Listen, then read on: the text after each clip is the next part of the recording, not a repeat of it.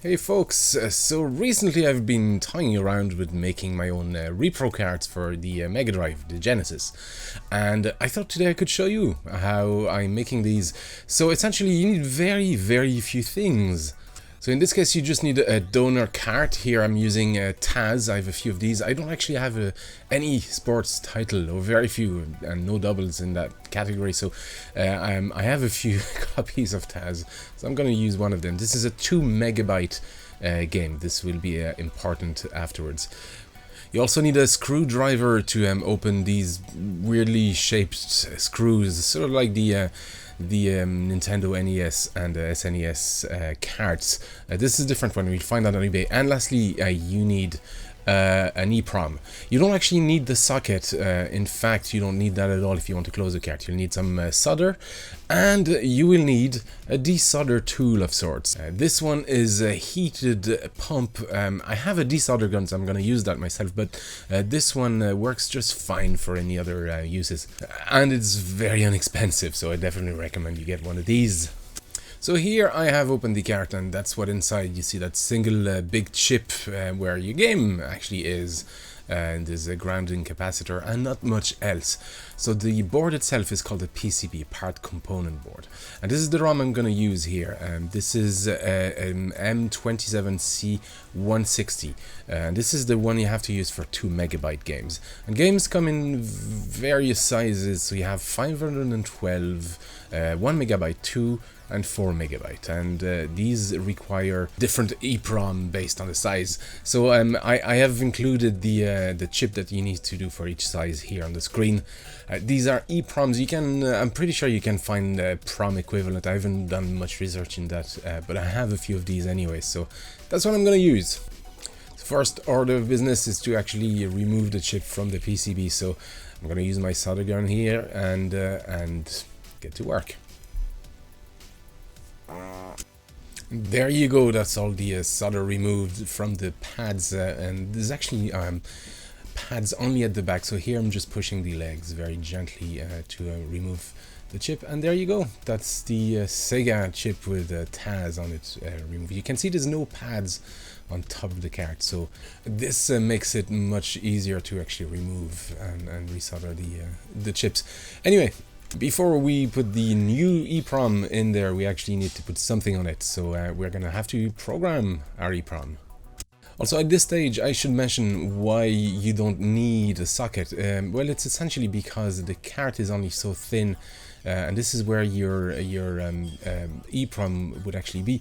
If you had a socket, it will actually raise the height of your EEPROM too much, and you won't be able to close the card. So, no sockets. Here I have my programmers, the GQ4X4 EEPROM programmer. I've loaded the software that goes along with it, and before we do anything, we need to select which chip is in the adapter. So to do this, we go into the device menu and select the appropriate chip. There's a huge list of supported chips, so it's just a matter of loading the settings for the right chip, and then we load our ROM. Now you're probably familiar with this. There's loads of places you can get ROMs from. I'm not going to recommend any of them because of, you know, legalities and things like that. But you load your ROM into the software. There's a load button, and if you have a different programmer and different software, it should be very similar. Before we do anything, we need to byte swap here. This is here done from the command menu, but most of them would have a byte swap option. That's the specificity of the Genesis Megadrive cards. You need to byte swap them. Anyway, once this is done, well, we're pretty much ready to write the ROM onto the EEPROM. And I do this by clicking right. It's actually that simple. In fact, it's very simple. So this is gonna take a while. Let's say about 5, 6, 7 minutes maybe, and we'll come back when it's all done. And we're all done. So here we just need to resolder the EEPROM back onto the PCB. Take your time here. There's no reason to rush things.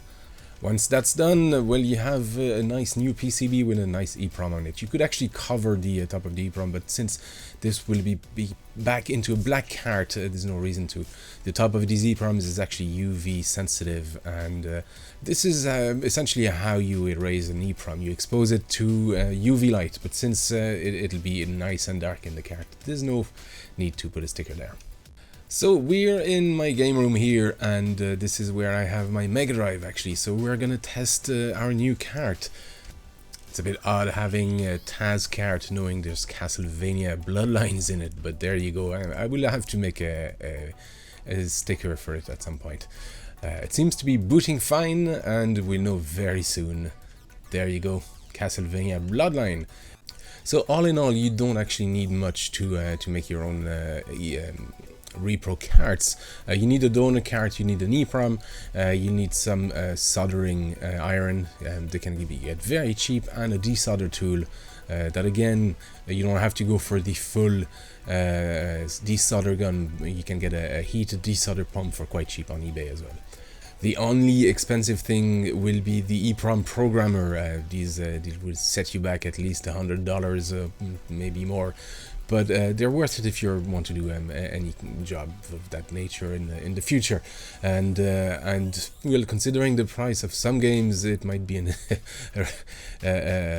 money well invested. I'm not even talking about reselling them, but actually having the games for yourself without having to spend a fortune. This is not something I would consider doing for other people. I'll set that clear right now. This is actually just for myself, and I thought I'd share a bit of the knowledge so that maybe other people can do it as well. Anyway, folks, I hope this was interesting and enjoyable. Thanks for watching, and I'll see you next time.